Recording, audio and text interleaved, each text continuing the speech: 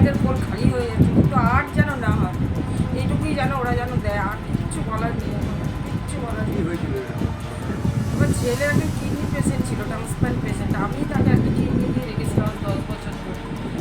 অসুস্থ হয়েছিল, হসপিটালে নিয়ে ভর্তি করেছিলাম, কিছুদিন ট্রিটমেন্ট ঠিকই চলছিল। তারপরে যখন এই ঘটনাটা ঘটে যায়, আর্জি করে ঘটনাটা, তারপর থেকেই পরিষেবাটা বন্ধ হয়ে যায়। লাস্টে আমার ছেলে বাথরুম বন্ধ হয়ে যায়, সেটাকে চালনা করার জন্য একটা আমি ডাক্তার পর্যন্ত পেলাম না, যার জন্য আমার ছেলে সকালে চলে গেল, ভোরবেলা। কি বলবেন, ডাক্তারদের এই কর্মবিরতির জন্যই ছেলে চলে গেল? হ্যাঁ, আমি তো তাই বলবো।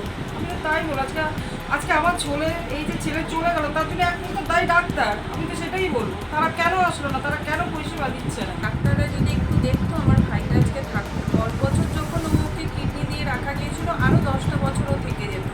ডাক্তারদের আমরা বলছি না যে তারা তাদের সব কিছু ছেড়ে আমাদেরকে দেখুন, কিন্তু আমি এইটা বলবো যে তারা শিফটিং করে ডিউটি করতে পারত।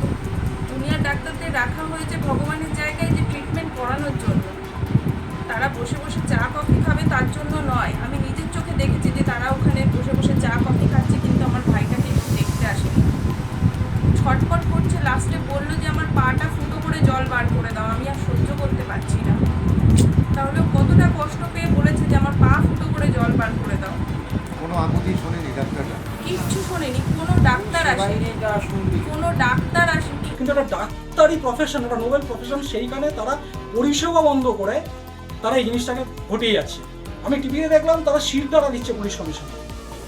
আজকে আমরা বহুবার হসপিটালে গেছি, বিভিন্ন কেসে দেখেছি যে কেউ বিষ খেয়েছে বা কিছু খেয়েছে, ওরা হাত দিয়ে রাখে, তখন বলে যে আমাদের পুলিশ দরকার, পুলিশ করে শিখণ্ডি করে দাঁড় করিয়ে দেয় যে পুলিশ কেস, পুলিশ আসবে, তারপরে আমরা হাত দেবো। তো আমার প্রশ্ন হচ্ছে, তখন এই ডাক্তারবাবুদের শিরদাঁড়া কোথায় থাকে?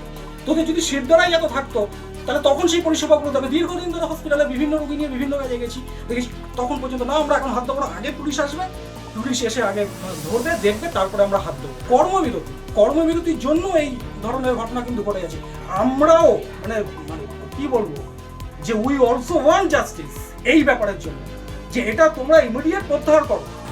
পরিষেবা চালু আছে, যারা সিনিয়র চিকিৎসক তারা পরিষেবা দিচ্ছে।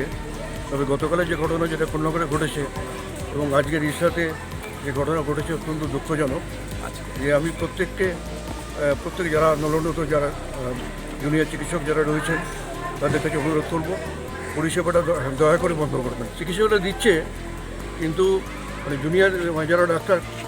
জুনিয়র ডাক্তার ছাড়া কিন্তু চিকিৎসা পরিষেবা সম্পূর্ণভাবে দেওয়া সম্ভব নয়। অনেক চিকিৎসক যারা এখনও পর্যন্ত আন্দোলনের মধ্যে রয়েছেন, যে তাদের কাছে অনুরোধ করব যত শীঘ্র সম্ভব আন্দোলন থেকে তারা কাজে যোগদান করবে। যে আন্দোলন চলবে এবং প্রতিবাদ চলবে, কিন্তু সেই সঙ্গে যাতে পরিষেবাটা যাতে চালু করা যায় তার জন্য চেষ্টা করতে